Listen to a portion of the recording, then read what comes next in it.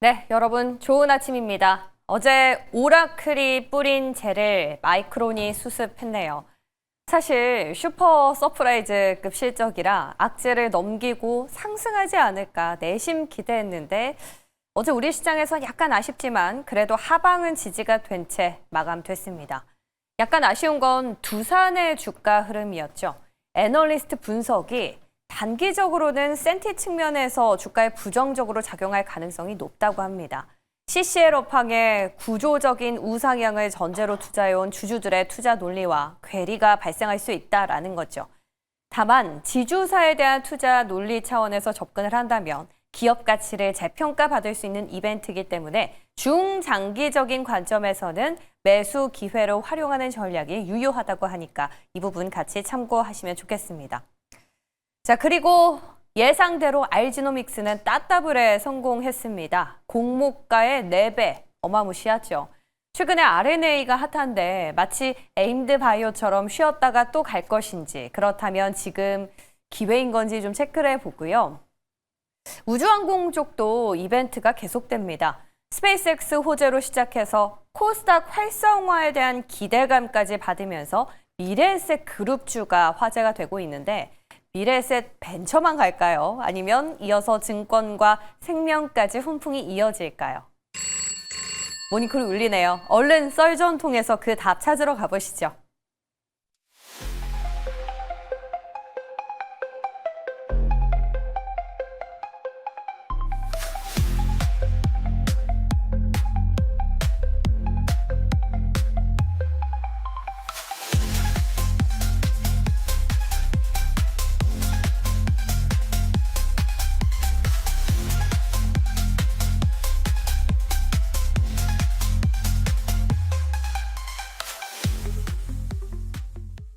네, 금요일 아침입니다. IM증권 이화진 과장과 함께 할게요. 어서 오세요. 네, 안녕하세요. 네, 벌써 한 주가 마무리되는 금요일입니다. 주말에 뭘 해야 할지 또 생각이 드는데요. 기분 좋게 오늘 시장은 마무리할 수 있을까요? 뉴욕 증시 분위기만 봤을 때는 그렇다고 볼 수도 있을 것 같습니다. 자, 일단 기다렸던 CPI 물가 지표가 발표됐는데요. 예상치를 밑돌면서 내년에 통화정책 완화 기대감으로 이어졌습니다. 결국 3대 지수는 상승 마감했는데 여기까지는 좋아요. 그죠? 네. 네, 오늘 낮에 BOJ, 일본 중앙은행의 금리가 결정돼서 이 부분 조금 애매한데 오늘 우리 시장 전체적으로 어떻게 좀 전망하세요? 근데 뭐 CPI는 생각보다 이제 물가가 낮게 잡혔죠. 뭐 시장에 대해서는 뭐 니티미라스 기자도 약간 신뢰성에 대한 지적은 좀 해오긴 했습니다만은 이제 8월에 이제 파월 의장이 얘기했던 물가에 대한 상승 제한. 내년까지 최대 이제 피크가 3.4%까지 이제 올라갔다가 완만하게 2% 물가에 대한 목표는 충분히 달성할 수 있다라고 얘기를 했습니다. 근데 생각보다 굉장히 크게 잡혔죠. 2.7%입니다. 그만큼 오히려 시장은 이제 물가는 잡았고 이제 고용을 잡기 위해서 금리 인하에 대한 기대감이 올라갈 가능성이 있다는 측면에서는 이제 우리나라에는 초반에는 일단 긍정적으로 좀 보이긴 하겠고, 근데 이제 BOJ도 사실 뭐 작년 8월에 이미 엔캐리 트레이드 관련된 우려 이슈가 한번 강하게 있었기 때문에 우에다 총재도 사실 이제 미국이나 여러 국가들의 눈치를 안 볼 수는 없습니다. 만약 우리가 물가가 굉장히 높다고 해서 이번에 0.25% 올리고 조만간 또 한 번 추가 인상을 하겠다 이런 멘트를 사실상 쉽게 할 수는 없을 거예요. 그만큼 단순하게 일본 그 나라만의 이제 문제가 아닌 좀 상황이라고 보게 되면 지금 이제 0.5%니까 아마 내년까지는 이제 목표 금리를 대략 1%까지 잡을 겁니다. 그러면 내년 한 6월이나 7월쯤에 추가 금리 인상을 하겠다. 사실 이거는 이미 시장에서 나온 잇따른 노출이에요. 노출 상황이기 때문에 여기에 대해서 한 발짝 더 나아가는 멘트.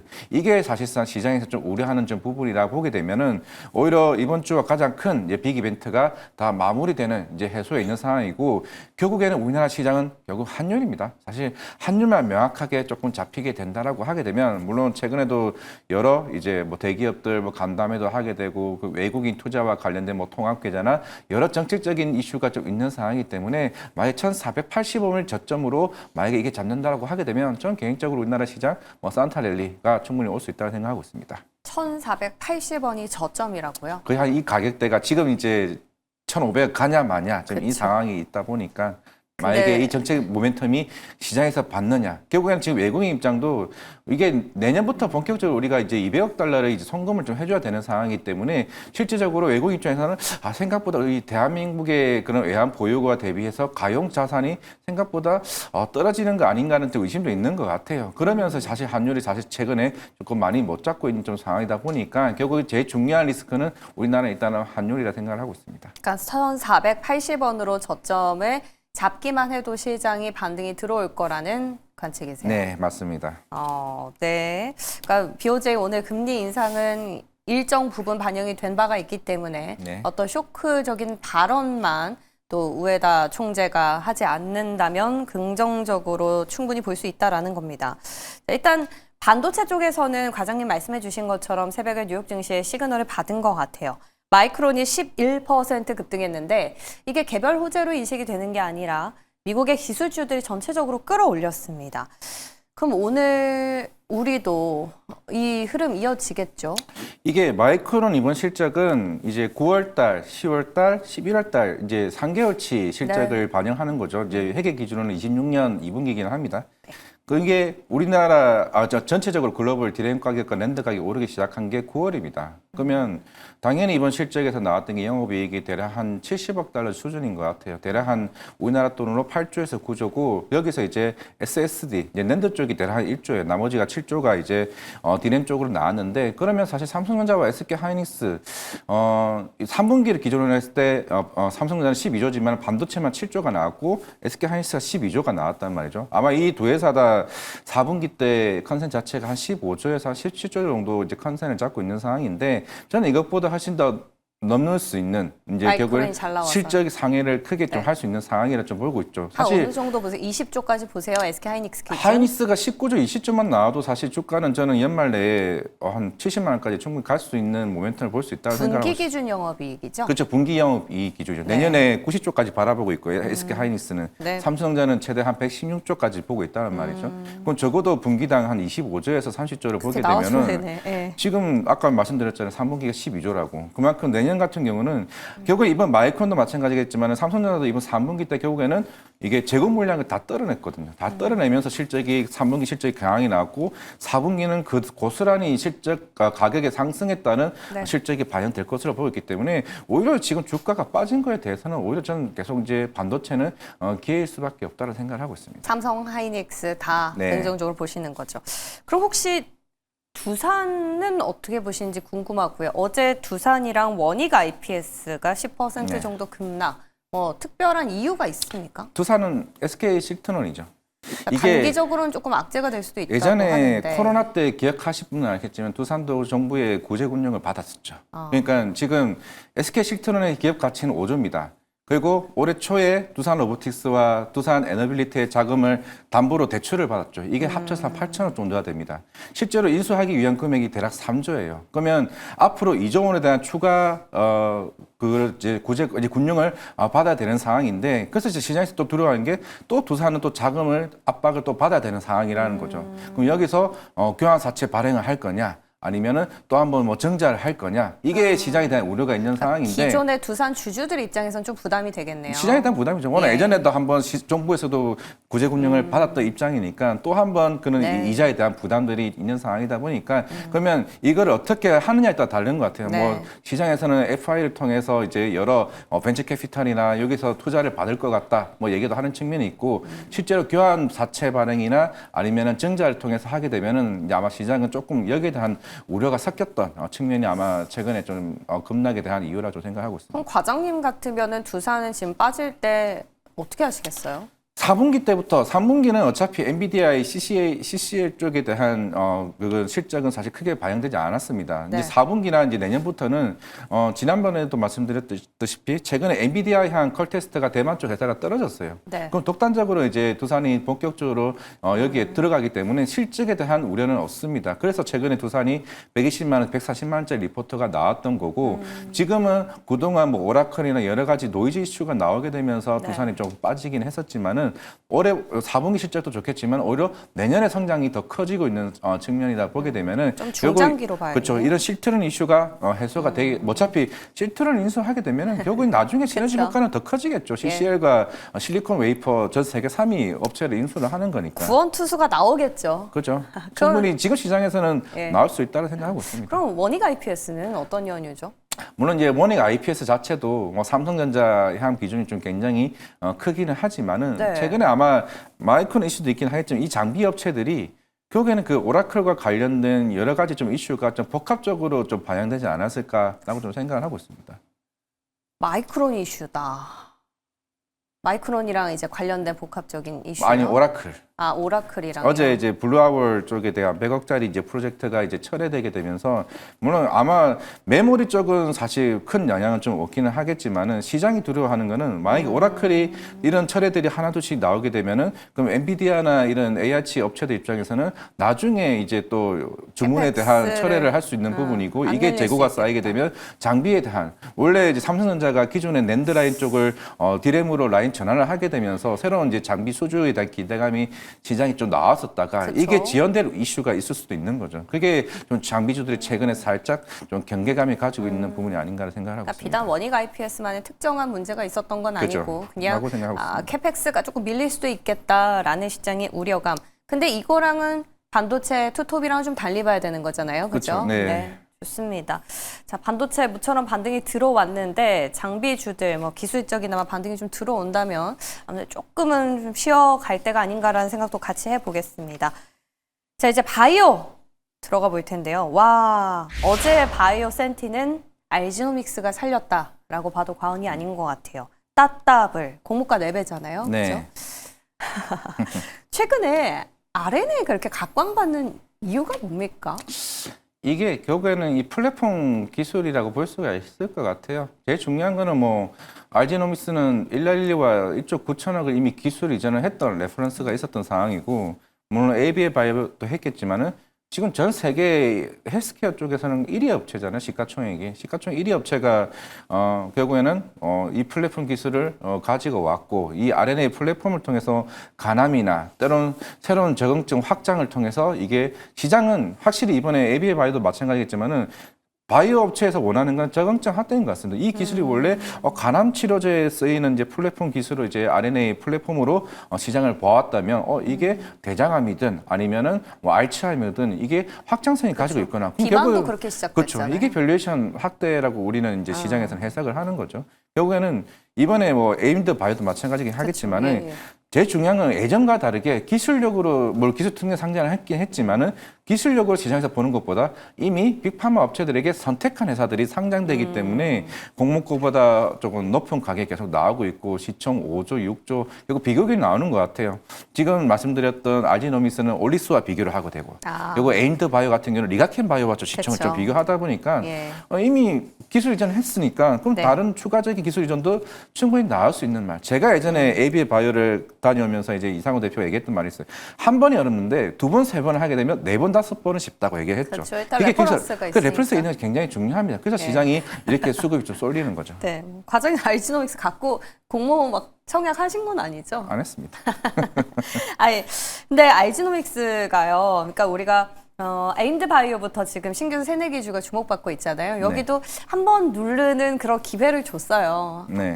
상장되고 나서 한 3일째인가? 알지노믹스도 그런 기회가 있다면 우리 지금 좀 노려봐도 되겠습니까? 이제 시가총액이 1조 2천억입니다.